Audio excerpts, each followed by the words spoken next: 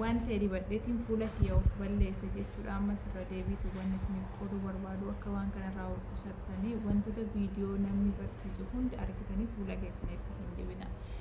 Wallaahi haga waggaa tokko ga'aa jira jechuudha. Fuulli kiyya eega normaalii ta'uu dhiisee akkuma viidiyoo kana namoota arguu jirtanii haala kanaan jismiin fuula kiyyaa hundi na gurraacha'e. Qorichi isin argitan kun hundi akkuma fuula kiyyarraa waan abaduuf jecha mana qorichaatti deddeebi'ee fudhadhe jechuudha. Kireemiin kun baay'ee tokko qaaliidha jechuudha. Qorichi kun qoricha ija 30 jechuudha. Ani erga biyya alaa dhufee takka dhukkubee qoricha ija 30 liqimsee hin beeku alhamdulillah. Garuu sababa fuula kiyyarratti waan yaa'eef haga amma normaalii hin jiru. Sababa fuula kiyyarratti waan kana dibadheef jecha hedduu takka gogaan fuula kiyya miidhame jechuudha. Maal akkan dibadhe isiniif hin qooda waan kanarraa akka of eegdan sirriitti hin barbaada. Dhugaa dubbachuuf anis viidiyoo malaaleetiin dibadhe. Akkasuma immoo wantoota fuulatti dibatamu ani yeroo tokko karaa TikTok kiyyaallee hedduu nan barsiisa jechuudha. Haa ta'u malee gaaromminni kiyyaa waan namaaf qooduu barbaade sana gizee 2-3 dibadheetiin wanni sun hedduu na gammachiisee fuula kiyyaaf yoo ta'e qofa jechuudha kan inni namaaf himu. Malee calliseetuma akkasitti namni viidiyoo ilaaluuf callisee takkaan hojjedhu namni kun yoo fuula isaarratti waa yaa'e na komataa natti mufata waan jedhu keessa kiyyanii jira jechuudha. Ani nama akkasitti yaadudha. Yaa'u maal dibattee jechuun keessan hin oolu. Wallaahi wanni hin dibadde sun waanuma gaarii saheetiin dibadde garuu hedduu tokko na miidhe. Yoon dhiimootiin fa'aa viidiyoo haasa'e bakka haadhi kiyya fuulli kee maal si ta'e mana qorichaa dhaqinaan jedhu gisee baay'ee jechuudha. Nama hedduutu fuulli kee maal si ta'e naan jedhan jechuudha. Yoon filteerii malee akkasitti na argani baay'ee takka gogaan fuula kiyyaa na badee ture jechuudha. Amma alhamdulillah gara naaf hayyuutti jira. Qoricha kanallee qoricha baay'ee liqimsuuf hin jaalladhu ani. Kun akkuma argitan kun ija 10 ture. Ija 10 kana keessa ija 8 liqimseera jechuudha. Kun hunduu qoricha jechuudha. Yoo barbaadan keessa baaseetiin isinitti agarsiisa. Wallaahi rabbi isinaa oolchu.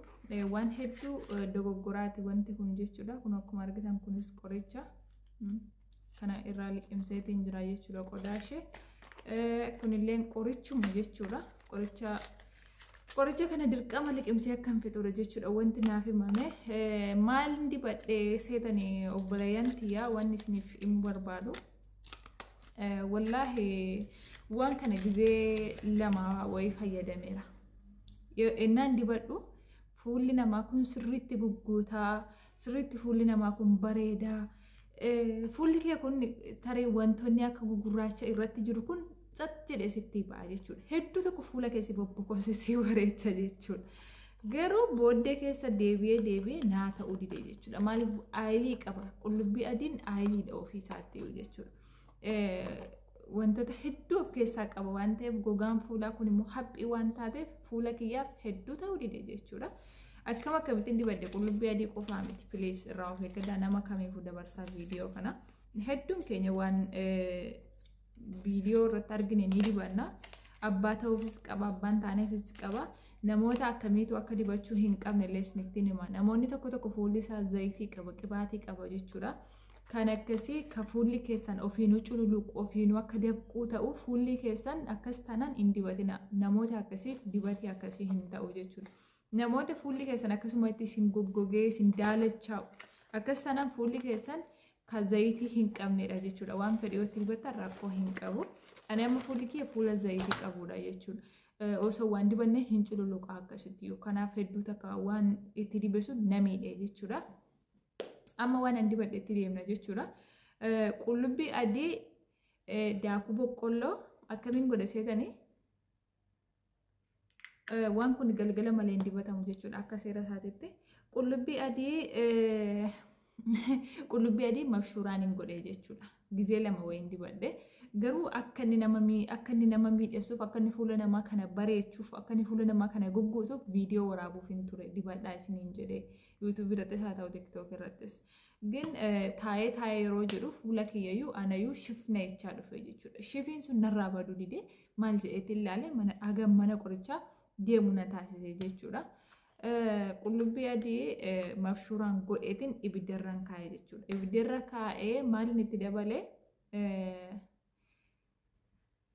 Yaa qullubbii adii abiddarra kaayee daakuu boqqolloo itti naqee aannan itti naqee leemmunii itti naqee jechuudha.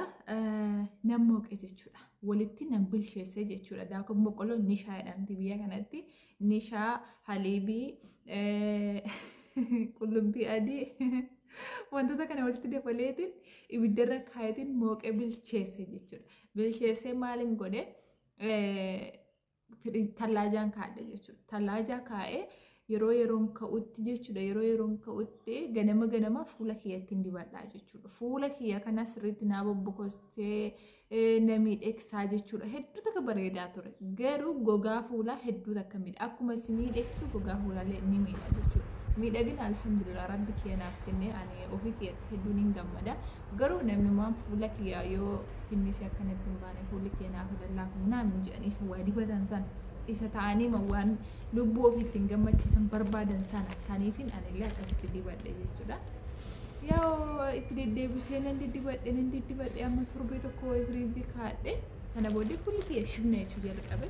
Gizee tokko mana fuula kiyya jara kiyyatti arganii isinitti meentire warroonni viidiyoo sana daawwatan. Dhaqaniitu wanti naa bitan jechuudha. Kan gogaa kan kireemii fi saamunaa wayinaa bitanii jechuudha. Gaafa naa bitanii na dhiisee ka'ee narraa balleessee ka'ee ammas natti deebi'ee jechuudha. Bakka ammas natti deebi'een jedheen achi mana qorichaatti na geessanii jechuudha. Mana qorichaatti gaafa na geessanii na laalaniitu maal dibatte naan jedhanii waanuma sana hin dibadhe hin jedhaniitu mani meeqa qullubbii adii minaamin hin dibadhe jenna. Fuulli kan kee waan akkasii hin fedhu waan ta'eef homaa ittiin dibinii naan jedhanii haala kanaan harkuma kiyyan of tuttuqee waan kana keessa of galche wallahi haga waggaa tokko gahaa jira jechuudha. Fuulli kiyya eega normaalii ta'uu dhiise finniisi hedduu takka itti heddummaata. Isayyuu hin gugurraachaa hin deebi'a gugurraachaa hin deebi'a. Ammayyuu normaalii miti xiqqoo reefunarraa waluu jira alhamdulillah. Enna kireemiin kun baay'ee tokko qaaliidha wallahi. Kireemiin kun birrii meeqa isiniin jira? Birrii diinara 15 biraatti jechuudha. Jara kiyyannaaf bitee ani duukaa mannaqee. Kun immoo walitti birrii 10 diinara 10 jechuun akka suudiitti birrii 100 jechuudha. Kun birrii 100 kun 150 ilaalame. Isa duratti immoo saamunaa fi kan gogaa kireema wayinaaf bitanii turan. Inni narraa balleessee kan natti deebisee jechuudha. Yaa waan isin hidhamu barbaadu bilis waan akka qullubbii adii fuula keessanitti hin buusna. Hedduu takka dogoggora guddaadha. Qullubbii adiin hin taatu.